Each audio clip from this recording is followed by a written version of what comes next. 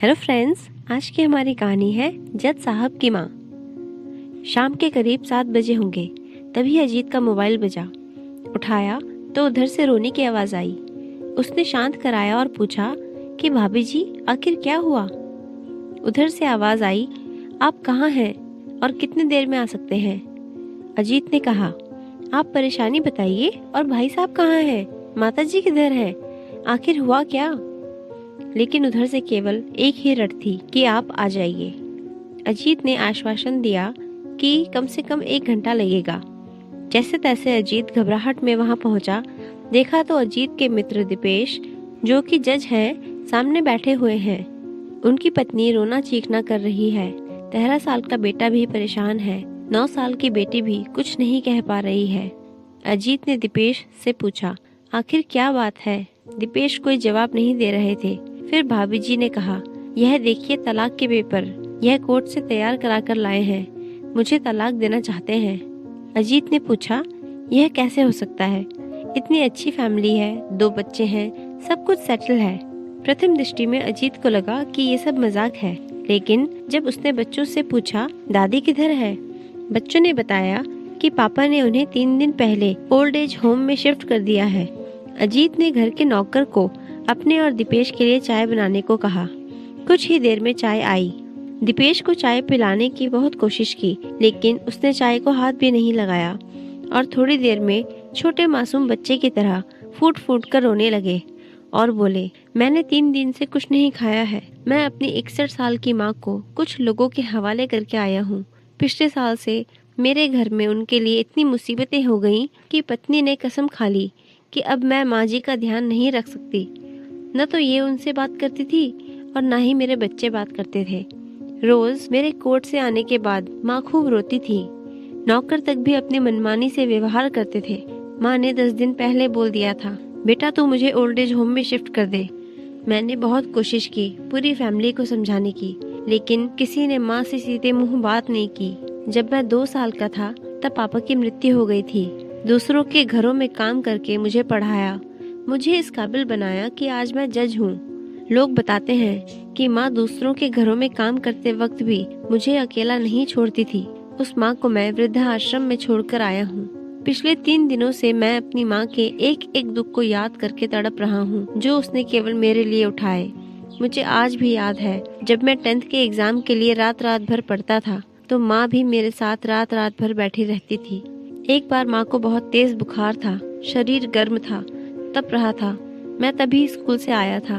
मैंने माँ से कहा, माँ तुम्हें तो तेज बुखार है।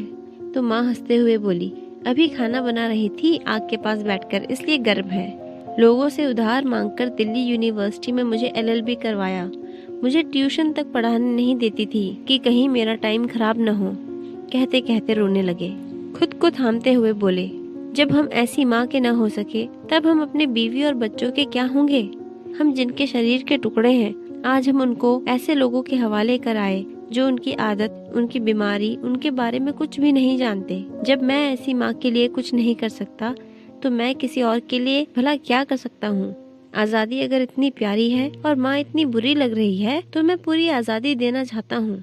जब मैं बिना बाप के पल गया तो ये बच्चे भी पल जाएंगे, इसलिए मैं तलाक देना चाहता हूँ।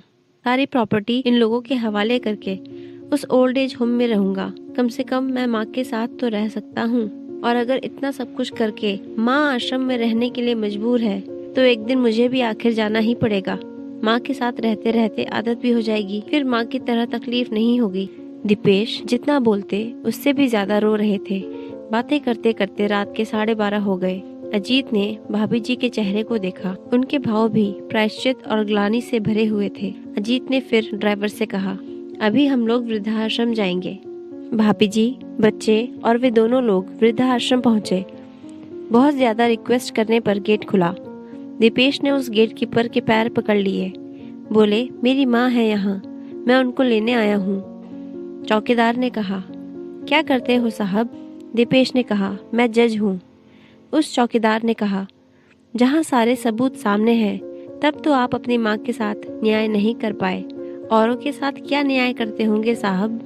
इतना कहकर हम लोगों को वहीं रोककर वह अंदर चला गया। अंदर से एक महिला आई जो वार्डन थी। उसने बड़े कातर शब्दों में कहा, 2 बजे रात को आप लोग ले जाकर उन्हें कहीं मार दें तो मैं अपने ईश्वर को क्या जवाब दूंगी। अजीत ने सिस्टर से कहा, आप विश्वास करिए, यह लोग बहुत बड़े पश्चाताप में जी रहे हैं। अंत में किसी तरह उनके कमरे में हमें ले गई। कमरे में जो दृश्य था उसको कहने की स्थिति किसी की न थी। केवल एक फोटो जिसमें पूरी फैमिली है और वह भी माँ जी के बगल में, जैसे किसी बच्चे को सुला रखा हो। माँ जी अजीत को देखती है। उनको लगा कि कहीं बात न खुल जाए, लेकिन जब अजीत ने कहा हम लोग आपको लेने आए हैं तो पूरी फैमिली एक दूसरे को पकड़कर रोने लगी। आसपास के कमरों में और भी बुजुर्ग थे। सब लोग बाहर तक ही आ गए। उनकी भी आंखें नम थीं। कुछ देर के बाद चलने की तैयारी हुई। पूरे आश्रम के लोग बाहर तक आए। किसी तरह वे लोग आश्रम के लोगों को छोड़ पाए।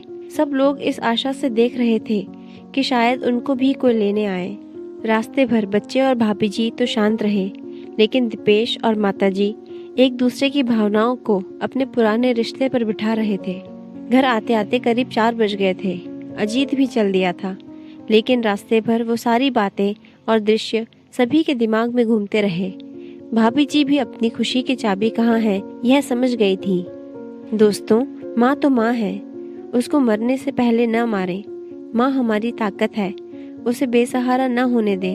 अगर वह कमजोर हो गई तो हमारी संस्कृति की रीढ़ कमजोर हो जाएगी, और बिना रीढ़ का समाज कैसा होता है यह किसी से छुपा नहीं है।